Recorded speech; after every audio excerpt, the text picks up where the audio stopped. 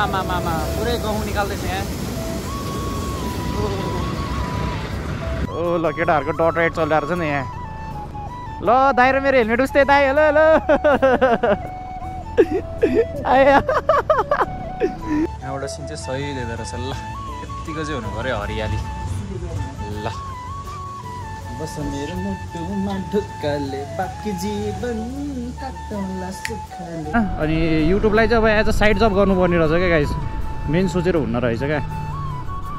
अनि भयो हुन्छ नभए हुन्न भन्ने कुरा त्यस्तो लिएर चाहिँ गर्नुपर्ने रहेछ। रमाइलो रमाइलो रहेछ यहाँ।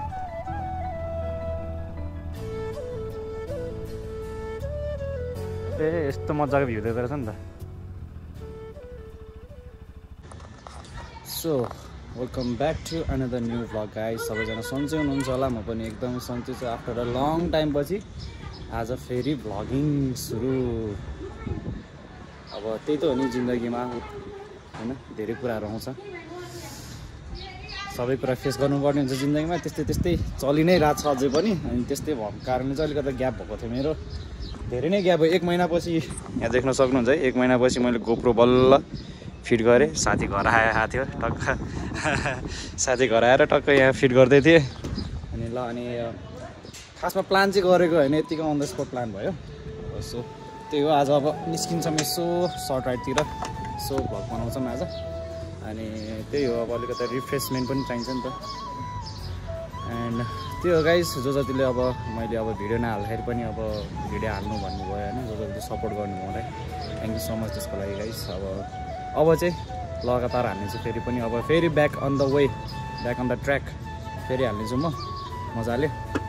अब सो अनि आज चाहिँ मेरो बाइक चाहिँ नलग्ने, साथीको बाइक लग्नु लाग्यो। खासमा हामी चाहिँ अहिले सूर्यचर जानु लाग्यो हो।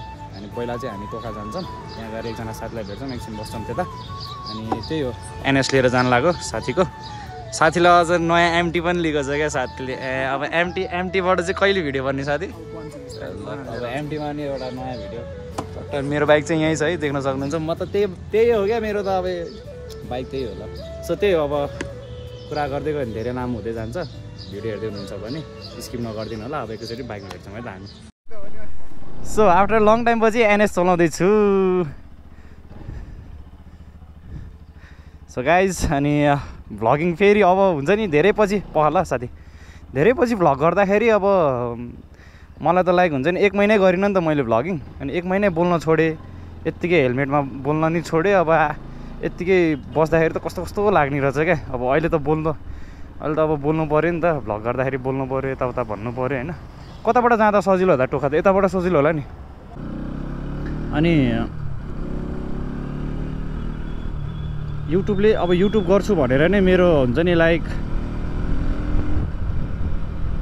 3-4 इयर्स त मेरो युट्युबले गर्दाखेरि नै गएको छ अनेस्टली भन्नुपर्दाखेरि। अब हुन त केही उपलब्धि भएको छैन होइन, तरै लास्टै टाइम लाग्ने रहेछ क्या। त्यति कुरा चाहिँ थाहा पाएँ मैले हुन्छ नि।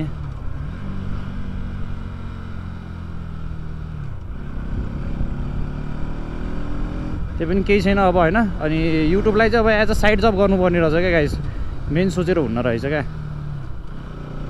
अब एज अ साइड अब गर्दै गर्ने भयो हुन्छ नभए हुन्न भन्ने कुरा त्यस्तो लिएर चाहिँ गर्नुपर्ने रहेछ। इफ तपाईँहरू युट्युब गर्ने सोच्दै हुनुहुन्छ भने त्यसरी गर्नुपर्ने रहेछ है। यस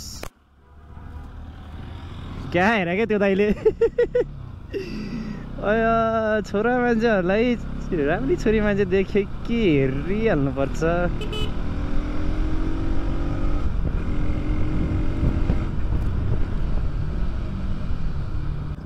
यहाँ टोखाको यहाँ माथि चाहिँ शनिबार जात्रा हुन्छ होइन। पुरै हुन्छ क्या पुरै। नत्र चाहिँ त्यहाँबाट बाइक जान्थ्यो, हामी त्यहाँबाट जान्थ्यौँ। सो हामी चाहिँ निस्किसक्छौँ गाइज।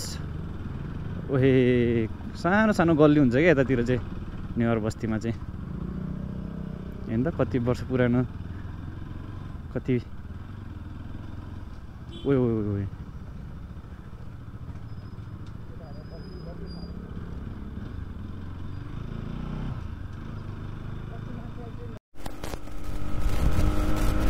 बाटो चाहिँ सही छ क्या यतातिर। खाली पनि हुन्छ नि त, राइड गरेर मजा आउँछ आउन त। सो रिस्की छ क्या बाटो चाहिँ एकदमै रिस्की।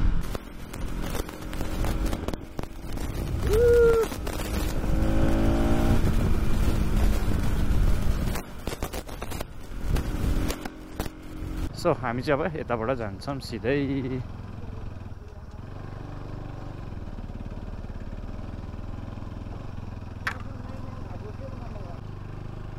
ओ ल केटाहरूको डट राइड चलिरहेको छ नि यहाँ। कुन भ्लग हो गाइजहरू? ल दाइ र मेरो हेलमेट उस्तै दाइ। हेलो हेलो आया उस्तै हेलमेट रहेछ भनेर दाइको केटाहरू डट राइड आएर चाहिँ पुरै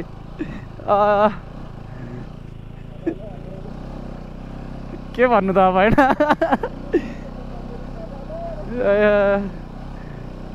सानो रमाइलो।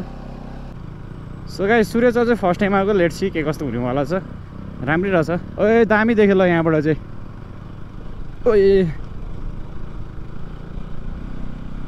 नजिकै होइन, रमाइलो गर्ने ठाउँ अलिकता यताउता गएर। तल अनि उयो यिनीहरूले लास्टै धुलो खुवाइदियो। यिनीहरूलाई धुलो खुवाउनुपर्छ क्या अब।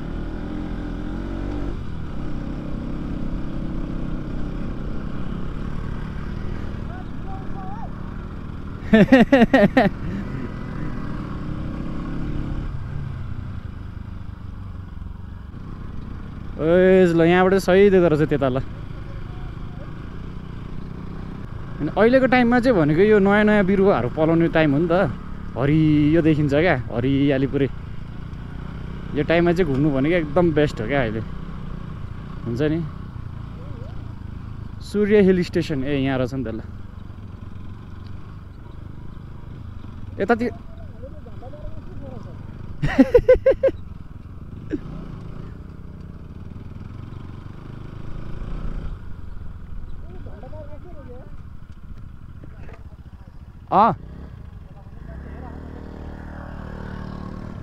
सो गाइस हामी आइपुगिसकेका छौँ।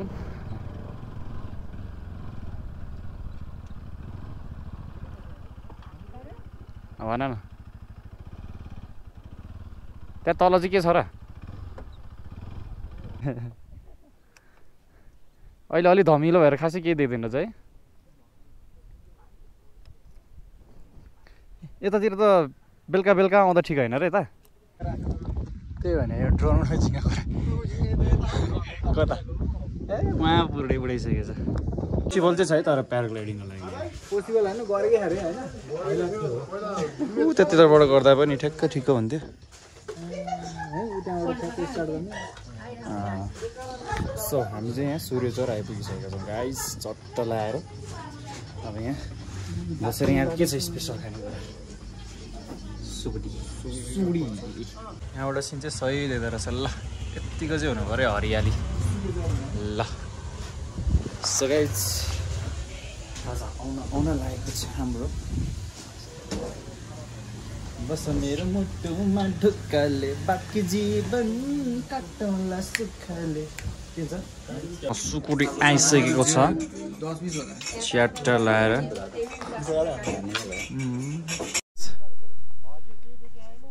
आज चाहिँ पुरै मौसम पुरै डम्म रहेछ क्या आज। कता के हो डेकिला शेर्पा चाहिँ देखाएको छ त।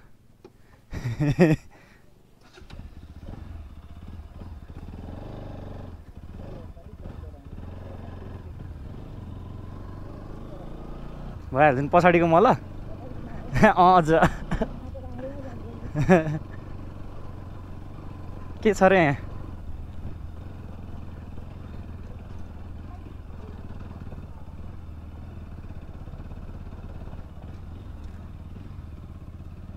रमाइलो रमाइलो रहेछ यहाँ।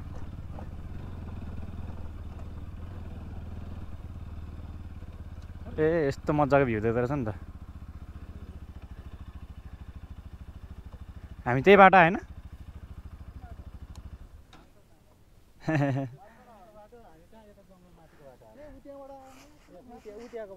ऊ त्यो चोकबाट आयो क्या।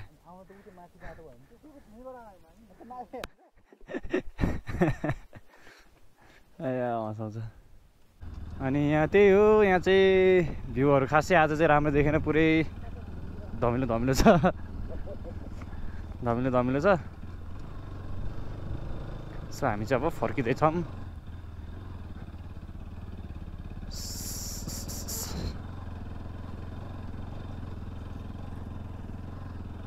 ओए कस्तो धुलो उडाएर आएको।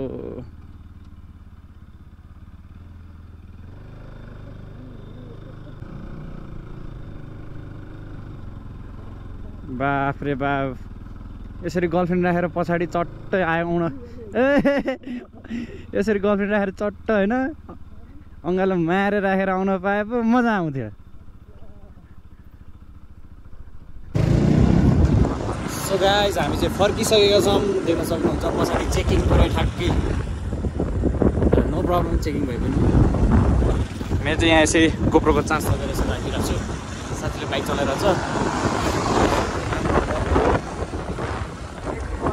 चेकिङ गऱ्यो अब तिनीहरू साथ त गयो अब तिनीहरू फर्काउन नि मिल्दैन केही गर्न नि मिल्दैन त्यही हो धेरै पछि बनाएको भयो कस्तो बन्यो थाहा छैन आज त्यही केलाको भयो पनि त्यो देख्न सक्नुहुन्छ गाइस माछाको चट्टा लाएर यस्तो छ यताबाट पनि मिल्छ क्या ल पुरै जात्रा चलिरहेको छ यहाँ पुरै देख्न सक्नुहुन्छ यहाँ पुरै हामी चाहिँ यो बाटो जाने हो पुरै भित्रको गल्ली पुरै देख्न सक्नुहुन्छ गाइस आज भ्लग कस्तो भएको नि थाहा नै छैन कुनै धेरै पछि बनाएको है त्यो कस्तो लाग्यो भनिदिनु होला पुरै यहाँ गल्ली हिँड्न छ हामी चाहिँ यहाँ ल चट्ट लगाएर ल सिधै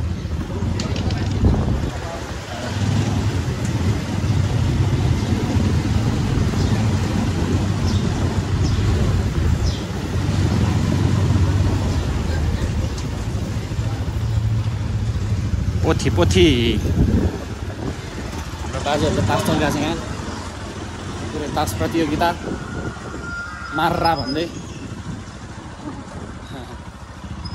साथी यहाँबाट अब हामी राइड जानुपर्ने हुन्छ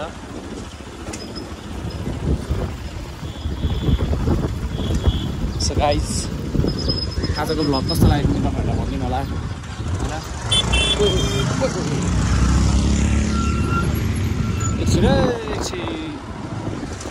एउटा धुलाउन थालेर एउटा कस्तो दामी कार हो ओरा अरे पुन्टुङ्ग पऱ्यो कार हेर्नु गाइस ओरा कार केटा मैले चाहिँ कार हेरेर चाहिँ तिमी चाहिँ अब के हेर्छौ नि थाहा भएन